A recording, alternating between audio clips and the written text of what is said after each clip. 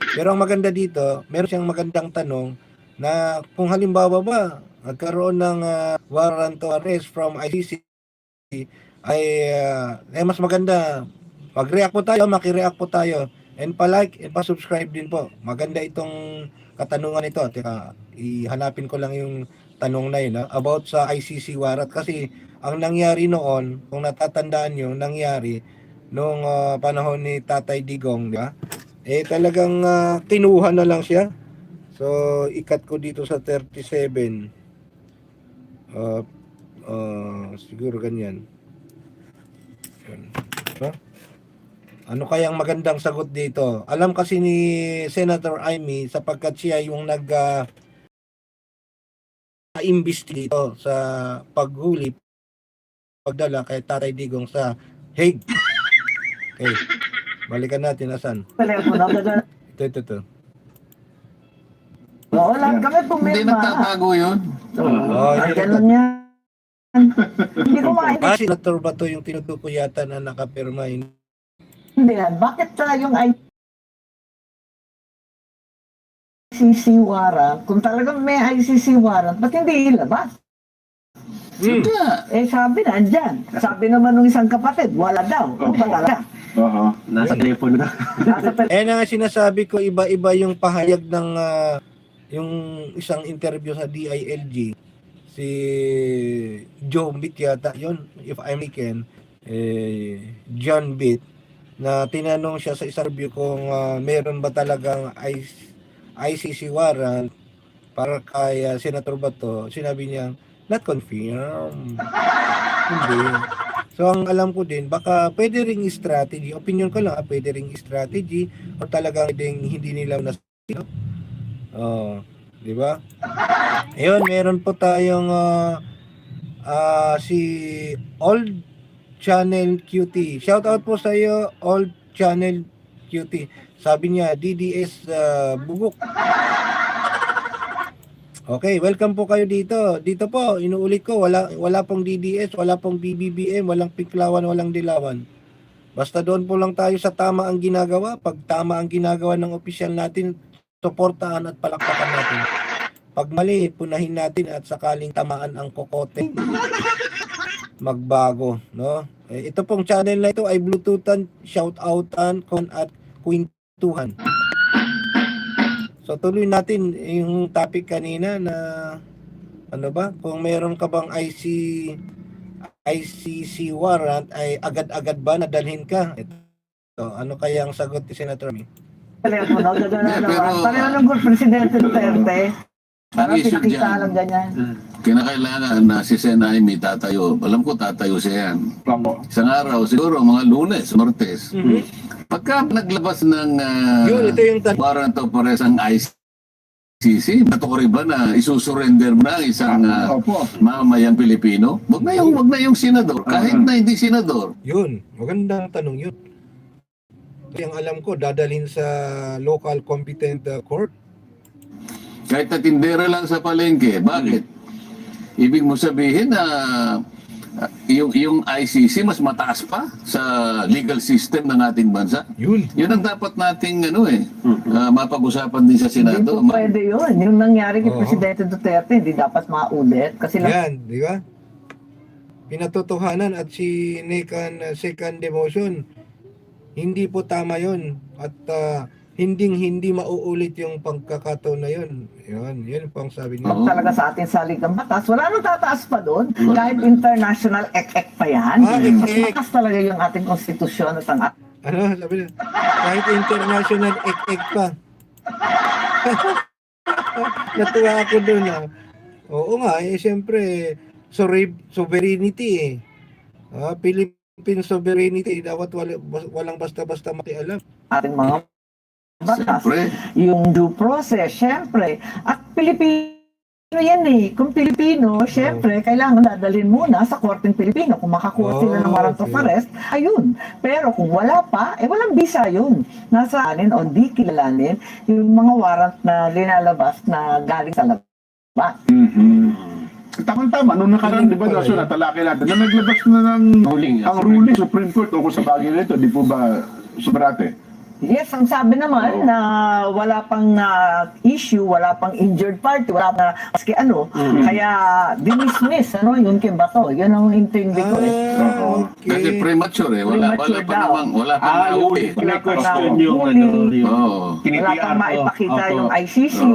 Dapat may mahuling butiki halimbawa. Ano? Butiki?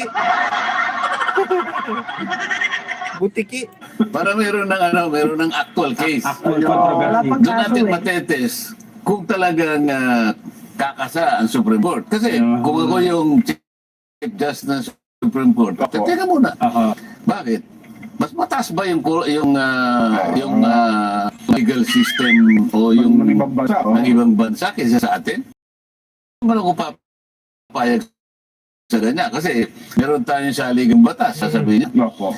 no person shall be deprived of Tama, life, tama. liberty, or property without due process of law. Bigla mo isasak naman sa kung anong nangyari. Sabi nga ni Sir, Paano kung isa kayo sa kalesa, no? Di maganda, matagal-tagal. Isa kayo sa vapor. So, ilang araw, buwan bago makarating. Roro. Jet plane. Naimi, Uulitin pa yan. uulitin mo na naman yun. Oo.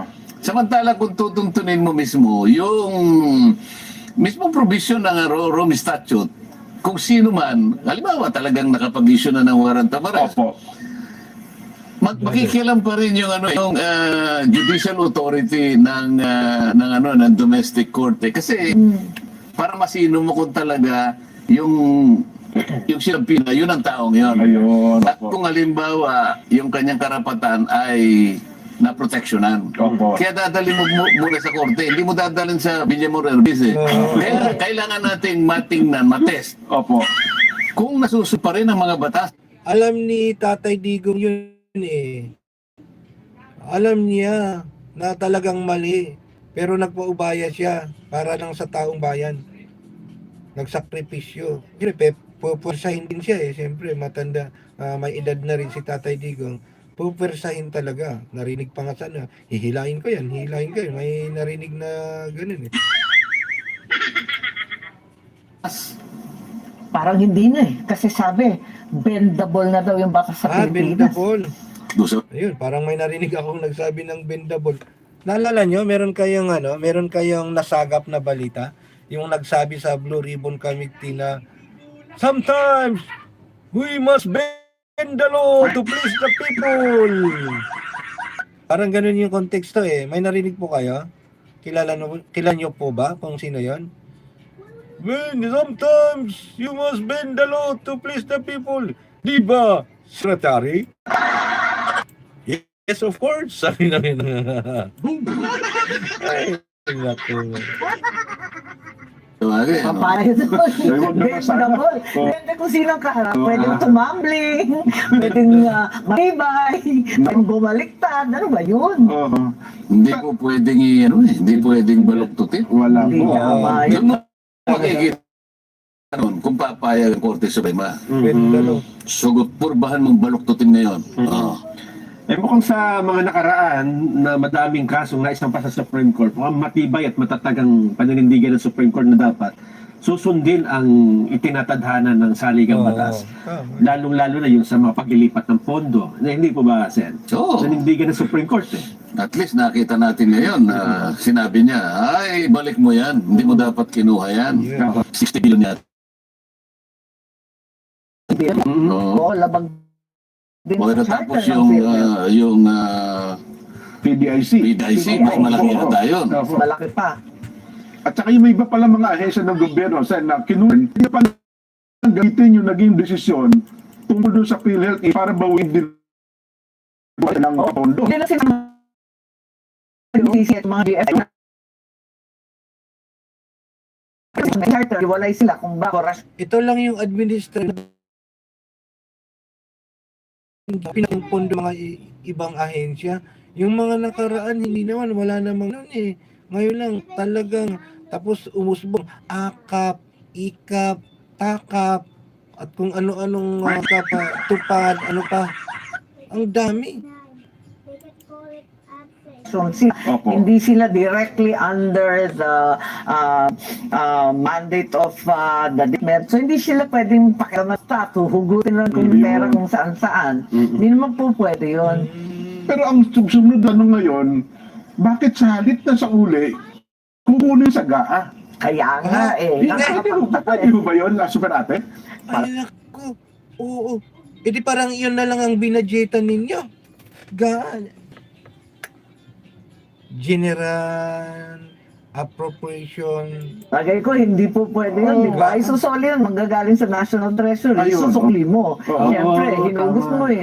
Kaya, ngayon, nangangamba rin yung Maharlika Fund. Kasi yung pera nun, wala naman tayong